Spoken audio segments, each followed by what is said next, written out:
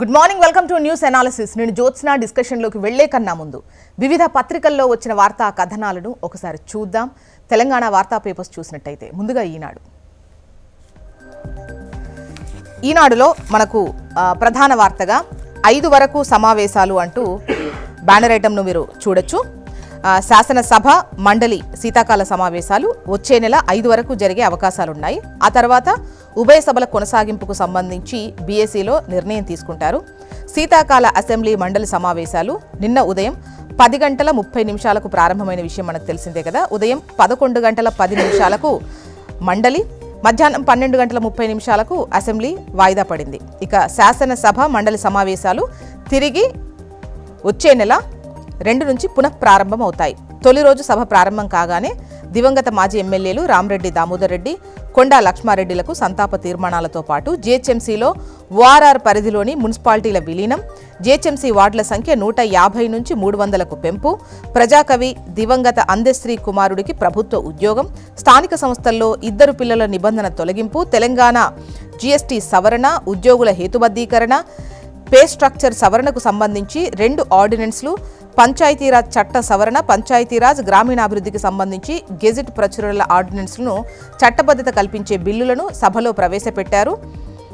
Telangana Samagra Shiksha TSS audit report, Telangana PM school for rising India audit report, ఇవన్నీ కూడా సభలో ప్రవేశపెట్టారు, అసెంబ్లీలో ప్రవేశపెట్టారు. తర్వాత సభలో సుమారు 2 గంటలు 0 అవర్ కొనసాగింది. ఆ తర్వాత సభను వచ్చే నెల 2కు వాయిదా వేస్తున్నట్టు స్పీకర్ ప్రకటించిన విషయాన్ని ఇక్కడ ప్రస్తావించారు. ఇక సభలో తగ్గేదేలే అంటూ మంత్రులు, ఎమ్మెల్యేలు బలమైన వాదనలు వినిపించాలి, బీఆర్ఎస్ చెప్పేవి అసత్యాలని ఆధారాలతో ఎండగట్టాలి, అన్ని అంశాలపై సమగ్ర సమాచారంతో సిద్ధం కావాలి, సీఎం రేవంత్ రెడ్డి దిశానిర్దేశం. ఇక మున్సిపల్ ఎన్నికలకు తొలి అడుగు, 1న ముసాయిదా ఓటర్ల జాబితా, 10న తుది జాబితా ప్రచురించాలి, రాష్ట్ర ఎన్నికల కమిషన్ ఆదేశం. నెక్స్ట్ ఆంధ్రజ్యోతి. బాగున్నారా అన్నటువంటి ఒక క్వశ్చన్తో నిన్న సభలో మాజీ సీఎం కేసీఆర్, ప్రస్తుత సీఎం రేవంత్ రెడ్డి కరచాలనంకు సంబంధించి ఫోటోగ్రాఫ్ని ఇక్కడ ముద్రించి విష్ చేసుకున్నటువంటి విషయాన్ని బాగున్నారా అన్నటువంటి ఒక ఆసక్తికరంగానే కనిపించింది నిన్న. సో అదే ఇక్కడ హైలైట్ చేస్తూ ప్రధాన వార్తగా ఆంధ్రజ్యోతి ప్రచురించింది.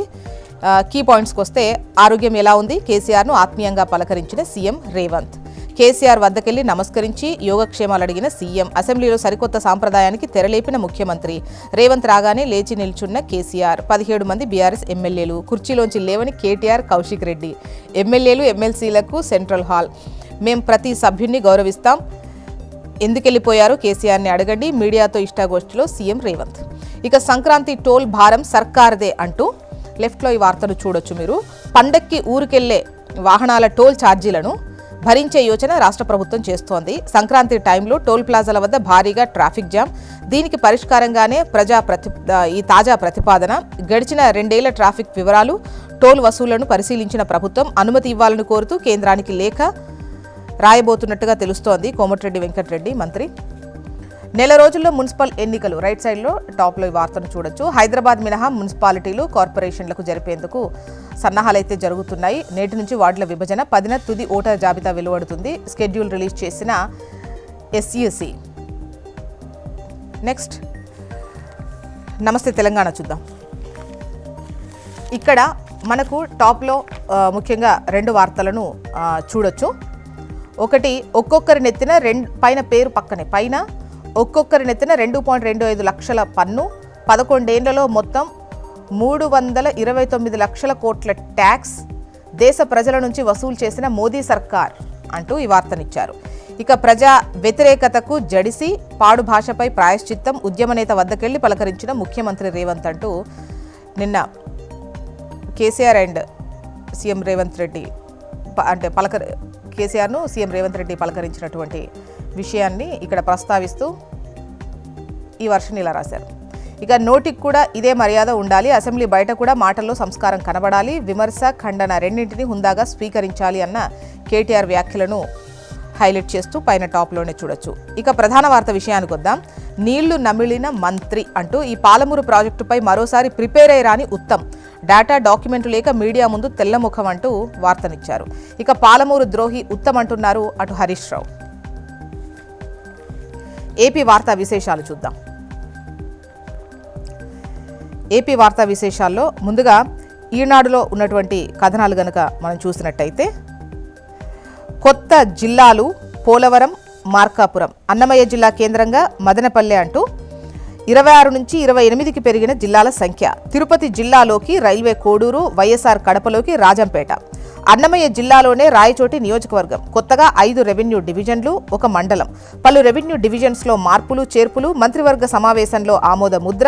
31న తుది నోటిఫికేషన్. జనవరి 1 నుంచి పాలన అంటూ ప్రధాన వార్తను కొత్త జిల్లాలు పోలవరం, మార్కాపురం 26గా ఉన్నటువంటి జిల్లాలు ఇకపై 28 కాబోతున్నాయి. జనవరి 1 నుండి పాలన షురూ అవుతుంది ఈ జిల్లాల లెక్కతో. నేరాలు తగ్గాయి, శిక్షలు పెరిగాయి. హత్యలు, అత్యాచారాలు, దాడులు తగ్గుముఖం పట్టాయి. రాష్ట్ర వార్షిక నేర గణాంక నివేదిక 2025 రిలీజ్ చేసిన డీజీపీ హరీష్ కుమార్ గుప్తా.